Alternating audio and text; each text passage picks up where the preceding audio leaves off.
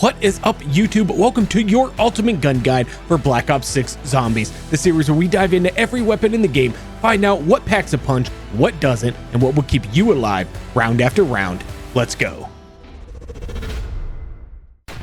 Okay, and welcome to episode 1 of your no BS guide to the best guns in Black Ops 6 Zombies. We have 3 weapons for you in this episode, and we're going to be kicking it off with the KSV SMG, which is an SMG that you unlock at level 7, so everybody's got some relatively early access to it, and even if you're Prestigian, you got early access to this weapon as well. So real quick, before we get into the KSV, I want to go over a few things of how this series is going to work. Down in the description down below, there is a link to a spreadsheet that you will have access to at any time, which is going to give you all of the information at a quick glance that we go over in each video. So go ahead, you can check that out anytime that you want. Now, I'm going to be giving every weapon an overall rating from 1 to 10 based on its ability to get you to around 36 exfil. Now, I chose round 36 because this game has a pretty large difficulty spike at round 31. You get a little bit more manglers and everything gets a little bit more difficult, and the bullet weapons really start to struggle. So I wanted to base my rating on whether you can easily get it to around 36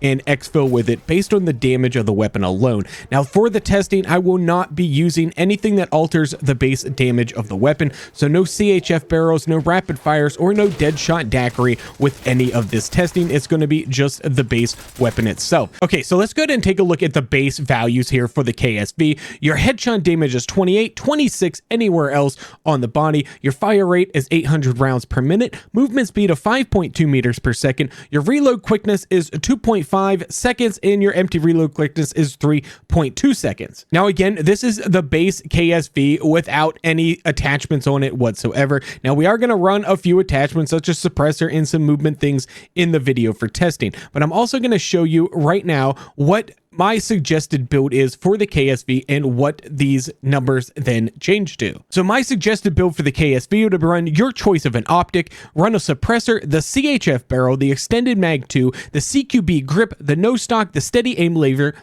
and the rapid fire. Now what this is going to do, it's going to give you an 18% boost to your headshot damage, bringing that up to a value of 33. Your fire rate is going up 7%, bringing you up to 857 rounds per minute. Your movement speed is going up to 6.1 meters per second, which is a 17% increase. Your crouch movement speed also goes up 27% there if you really care about that at all. You are going to lose some reload speed there, as you're going to drop to 3.3 seconds with your reload, and that's a decrease of 30% and a decrease of 70% if you're empty, and that's going to be at 3.8 seconds. Okay, let's start it off by taking a look at the recoil pattern here for this KSV. Got a little bit of recoil to it, but really not all that difficult to control, as everything is pretty tight here in Zombies, so recoil is not a big deal. And then let's take a look at the headshot multipliers. You can see we are doing 101 damage to the head, which gives us a 3.6 headshot multiplier for this weapon, which is pretty decent for a fast firing SMG.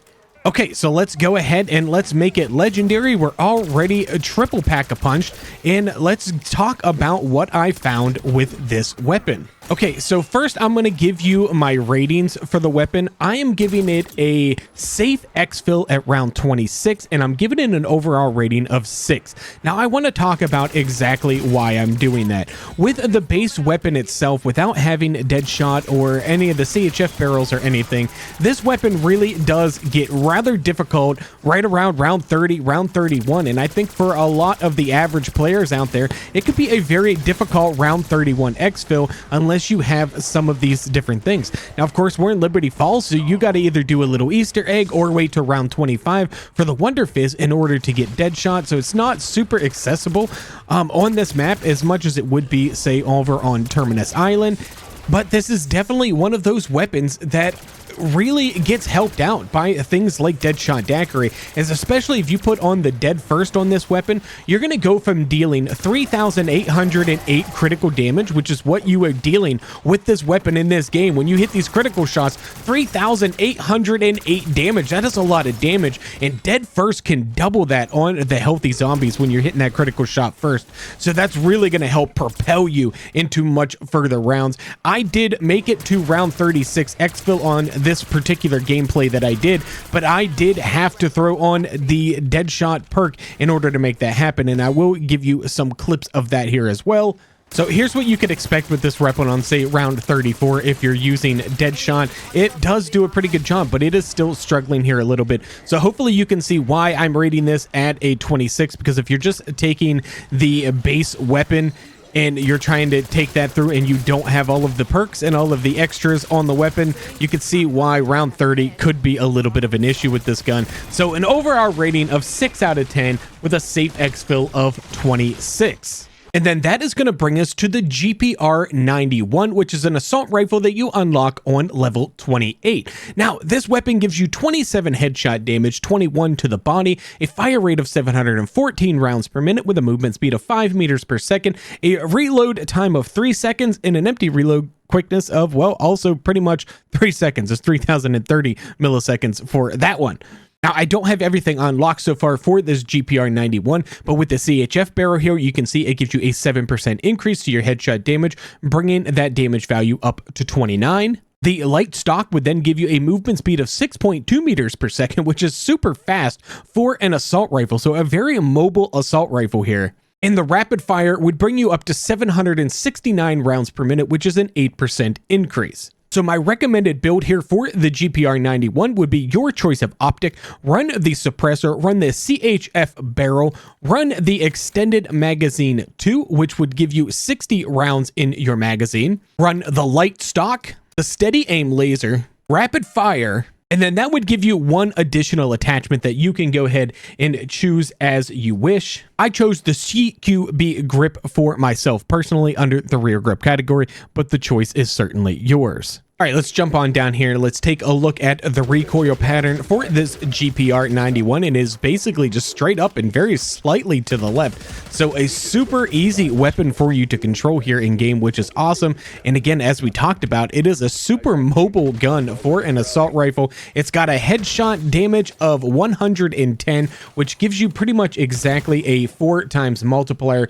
for the headshot, which is pretty darn generous here for a weapon in Black Ops 6 Zombies. So let's go ahead and make this thing legendary and triple packed, and let's talk about where I'm going to rate this weapon here. Now, on paper, this assault rifle sounds amazing. You could do a total damage per magazine on this weapon of 211,200, which is incredible. Now, that is taking your 60 round mag, plus you getting a 3,520 base critical damage once you are legendary and triple packed and you're hitting those headshots. So if you hit nothing but headshots for an entire magazine, you could do a ton of damage with this weapon. Now, on paper, that is pretty much where all the positives stop with this weapon. Here's some round 31 gameplay here, and you can see we're just not doing very well at all. For that reason, I'm going to rate this gun at a safe exfil of round 26, as getting to round 31, yeah, is certainly possible. We do it in this one, but it is very difficult. These last several rounds were quite the grind with this weapon. I really felt like this was going to be a lot better than it was, but it was extraordinarily disappointing. I'm going to give it an overall rating of 4 out of 10. I was very unimpressed with this weapon, and it was quite the struggle. It was a struggle this entire gameplay. On paper, it sounds amazing. I don't really know what it is that is holding it back. Maybe I just wasn't hitting enough critical shots with the weapon when I was playing, although I really felt like I was. But as you can see, when you're not hitting criticals, the damage numbers are very low with this weapon, and that's not really helping a whole lot. But of course, you do all the things. You put the CHF barrel, the rapid fire, and the Deadshot daiquiri. It's going to get a whole lot better. I'm not going to repeat that with every single weapon because we're not doing that for the course of this series, but yeah, you can kind of see how this weapon, so there you go, rated at around 26, safe exfil, and an overall rating of 4 out of 10. And lastly, that brings us to the final weapon for this video, the ASG 89, which is a semi-auto shotgun, which honestly is by far my favorite weapon of the game so far. So here are the base damage is here for this weapon. It's basically 30 across the board, unless you're shooting them in the feet, but you probably shouldn't be shooting the zombies in the feet. You got a fire rate of 188 rounds per minute, and this gets drastically increased once you pack a punch as well. movement speed of 4.9 meters per second, and a reload quickness of 3.2 seconds at baseline. Now, if you take that and you put on my suggested build for this weapon, you are going to get a 34 headshot value with 30 across the board, again, other than the feet. Your fire rate will go up to 197. Your movement speed up to 6 meters per second, and your reload quickness will drop to 4 seconds and an empty reload of 4.9 seconds. But you do have a magazine size of 20 once you run my recommended build, which is as follows. I am running your choice of optic, the suppressor, the CHF barrel, the Ranger foregrip, the extended mag 2, the light stock, the tactical laser, because you can use this shotgun in tac stance if you're using that laser, and that is my preferred way of running the shotgun, as well as the rapid fire trigger. All right, now let's go ahead and hop down. You can get a quick look here at relatively what your pellet spread is for this weapon. Now, every time you fire it, it is going to fire 8 pellets. Now, the shotguns work a little bit differently here in this particular game than they may have worked back in MWZ, as you would run the slug rounds, which would give you insane damage because then you would get multiple slugs. That does not happen in this game. You still only have 1 slug even when pack-a-punched. But as you can see, as we're shooting the zombies here, we're just getting damage values popping up of 30. So there are no additional critical shot values that are applied to each pellet. So you basically just get your damage value across each one of the pellets that you fire with your weapon. All right, so let's make it legendary and let's talk about where I am going to rate this ASG shotgun. Now, like I mentioned, you get a massive fire rate boost once you pack-a-punch this weapon. Now, I don't know exactly what that boost is, but I would say it is roughly double what the base fire rate is for the weapon once you pack-a-punch it. You can see we can just spam this trigger right into this horde of zombies there and just absolutely annihilate them. And on round 21, it's basically like playing in the tier 1 zone of Modern Warfare Zombies. You are almost one-shotting just about every single zombie, maybe two-shotting the armored zombies, but you are just annihilating. So we're going to have to hop to a little higher round here.